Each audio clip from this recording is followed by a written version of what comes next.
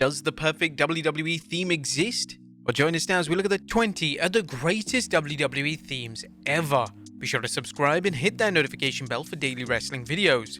Number 20, NWO New World Order theme. When the NWO debuted in WCW, it was vital that WCW gave the villainous trio a theme song that suited their characters. Thankfully, WCW selected the perfect theme song for the stable, and the NWO theme song has become synonymous with the faction. According to Eric Bischoff during an interview on The Gun Show, the original WCW version of the theme was completely free to use, which is crazy to think about when analyzing how iconic the track would become.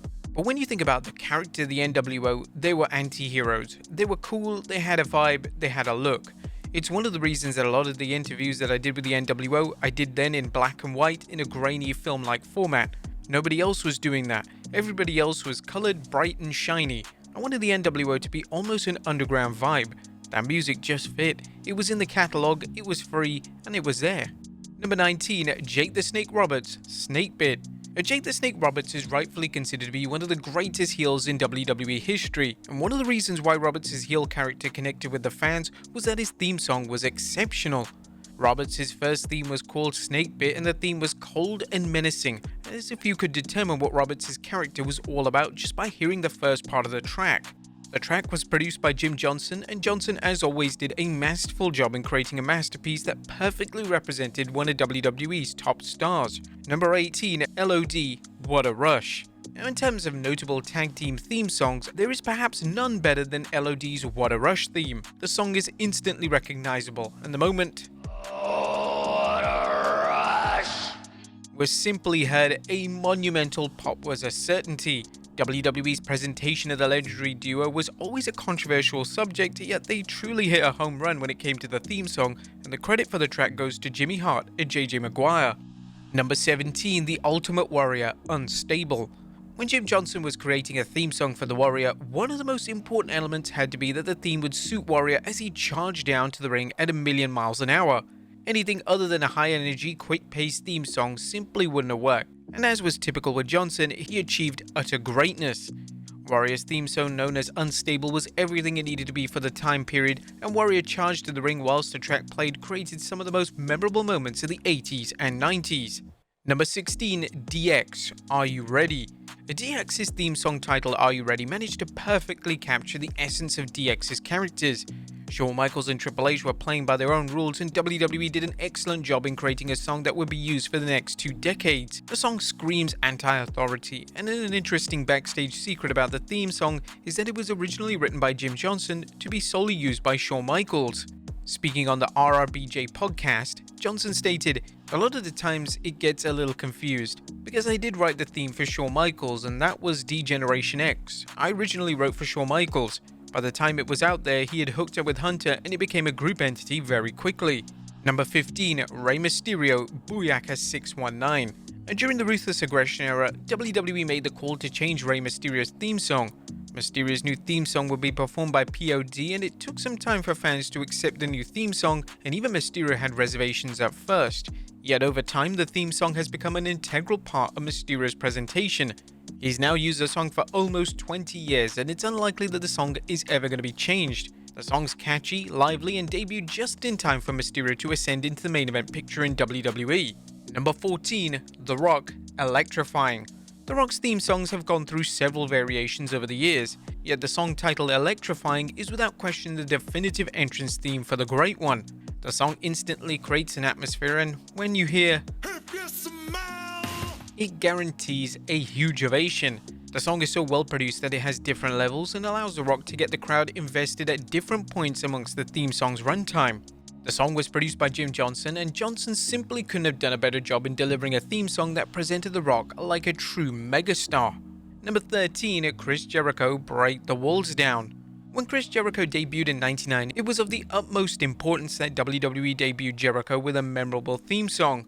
Thankfully, Jericho debuted during a time where Jim Johnston was still the main composer for the theme songs in the company. His first theme began with a countdown from 10, and this countdown would go on to become one of the most established characteristics of Jericho's persona. The trademark music would then hit, and the theme song is instantly recognizable with captivating lyrics that are written with care and attention. Number 12, The Brood, Blood. And one of the reasons why Jim Johnson's work was so acclaimed was because he put effort into everything he did. It didn't matter if the theme song was for a lower card guy or a future WrestleMania main eventer. He wanted to create the most compelling piece of music possible. This was the case when it came to the theme song for Gangrel and the Brood, as the song, which was titled Blood, is mesmerizing, sinister, and could easily have been used in a blockbuster Hollywood movie. The theme song was so popular and ingrained in the memory of fans that Edge would sporadically use the theme song during his 2020-2023 run, and he always received a notable ovation. Number 11. Hulk Hogan, Real American. Hulk Hogan was WWE's #1 guy throughout the golden age of WWE, and during this time Hogan used the Real American theme song. The theme song incorporated all the values of Hogan's character, and the lyrics spoke to a generation who grew up saying their prayers and taking their vitamins. The theme song managed to incorporate Hogan's message while still creating a melody that aged like wine, as it's still a great listen to this day, and it's easy to listen to the track and receive some type of inspiration. Now, believe it or not, the theme song wasn't initially intended to be used by Hogan. The original theme song was intended to be used by the US Express, yet due to a member of the team leaving WWE, the theme song was reused for Hogan, and the rest, they say, is history. Number 10. Goldust, Goldust. When WWE debuted the Goldust character in the mid-90s, it was vital that they produced a theme song that would match Goldust's outlandish character. Jim Johnson, who produced the theme, couldn't have done a better job. Goldust's first theme song is majestic in nature, yet it has a hint of sadness. It was everything it needed to be in order to convey his character message to the audience, and the theme song is one of the reasons why Goldust's character took off with immediate effect. Number 9. The Undertaker, Rest in Peace. The Undertaker has had several notable theme songs throughout his career, and arguably the best was the theme he began to use when he returned as the Dead Man in 2004. The brilliant Jim Johnson somehow found a way to improve Undertaker's original theme song known as Graveyard Symphony, and in turn create a theme that continues to send chills down the spines of wrestling fans across the world. When you hear that dong, you know that shit's going down. The Rest in Peace theme song has a sense of dread, yet it's so epic and grand that it feels like you're listening to a masterpiece as the Dead Man makes his way down to his yard. It's hard to imagine the Dead Man returning as his aforementioned character in 2004 with any other theme song, and it was evident that Johnson put considerable effort into striking a balance between representing the old classic theme and doing something new and modern while still portraying Taker as a certified legend and phenom. Number 8. Batista, I Walk Alone. Upon defeating Triple H at WrestleMania 21, Batista emerged as one of the top babyfaces in WWE. However, there was one slight issue with Batista's babyface presentation, and the issue was that he still had his heel theme song. His heel theme song was known as Animal, and it was a strong theme song that portrayed Batista as a legitimate threat, yet it was definitely intended to be used by a heel. Batista would then debut his I Walk Alone theme in May of 2005, and it instantly took off. The theme song was produced by Saliva, and they did a phenomenal job in creating a theme that represented one of the top stars in the company. The theme had fire and it had energy, and it was exactly what the babyface version of the Animal needed. It's hardly a surprise that the beloved theme has 30 million streams on Spotify and is often labeled as one of the most replayable WWE theme songs of all time. Just ask Xavier Woods. Number 7. Stone Cold Steve Austin, Glass Shatters. In 2000, WWE made a bold move. They decided to debut a new theme song for their top star Stone Cold Steve Austin. Austin's original theme was synonymous with Austin and the Attitude Era, and the theme is responsible for some of the largest crowd ovations ever seen. Disturbed were responsible for the new theme, and they sampled the original track, yet this time they incorporated lyrics. Disturbed were able to create a theme song that somehow made Austin's aura increase, as Austin storming down to the ring to the Disturbed version of his theme made for some of the most exciting and engaging entrances of the Attitude Era. Some of the lyrics in the song include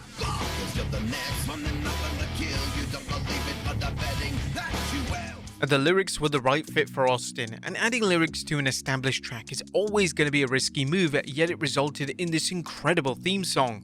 Number 6. Shawn Michaels, Sexy Boy.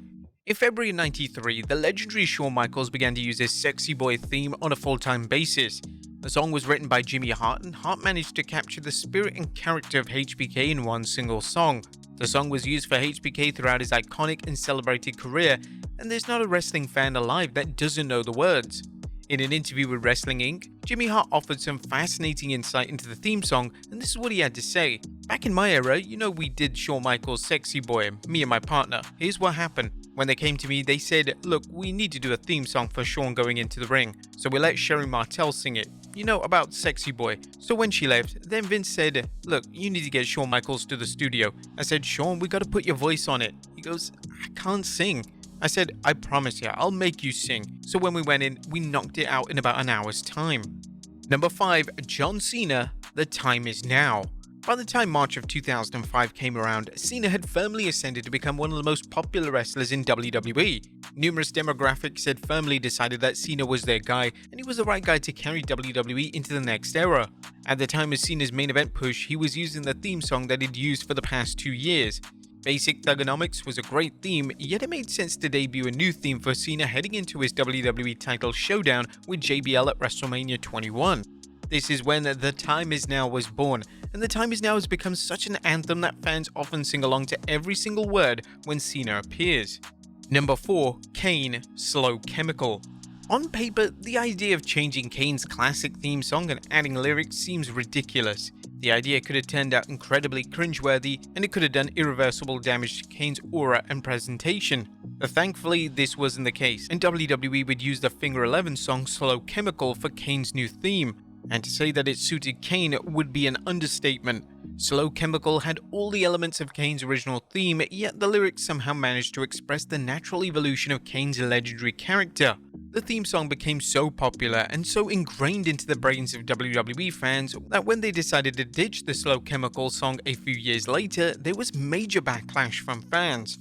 Fans questioned why on earth WWE would remove something so important to Kane's character, and the likely reason was a financial or rights use, which was a huge shame, as WWE never truly recaptured the magic of Slow Chemical with any of Kane's subsequent themes. Number 3, CM Punk, Cult of Personality. And WWE struck gold when they decided to use This Fire Burns as CM Punk's theme song, and there was never a push from any of Punk's fans to see WWE go in a different direction. In the summer of 2011, CM Punk had emerged as a breakout star in WWE. The infamous pipe bomb promo, as well as Punk leaving WWE with the title, led to a surge of outside interest in Punk and the WWE product. WWE decided now was the time in which Punk's theme song would be changed, and at first fans questioned WWE's decision, but when it was revealed that his new theme would be Cult of Personality by Living Colour, fans knew that WWE made the right call. The song is an all-time classic, and the theme manages to capture Punk's character message and motivations in a manner that This Fire Burns wouldn't have done following the pipe bomb promo. Punk discussed why the theme is so important to him on the AEW Unrestricted podcast, and this is what the former WWE and AEW World Champion had to say. I've been fortunate enough to be friends with a lot of great bands, a lot of talented artists, and to use a lot of those songs for entrance music. Cult of Personality, I think, transcends everything, and I'm proud of this, that the name CM Punk is forever tied to the band Living Colour and Cult of Personality. It's just been a common thread throughout my entire life. The whole reason I use that song in Ring of Honor is because I just love that song. I thought it was a great entrance music and for the character and everything. That was the song my Little League team would play after we won games in '89, so it's been with me for a while. Number 2, Edge, Metalingus.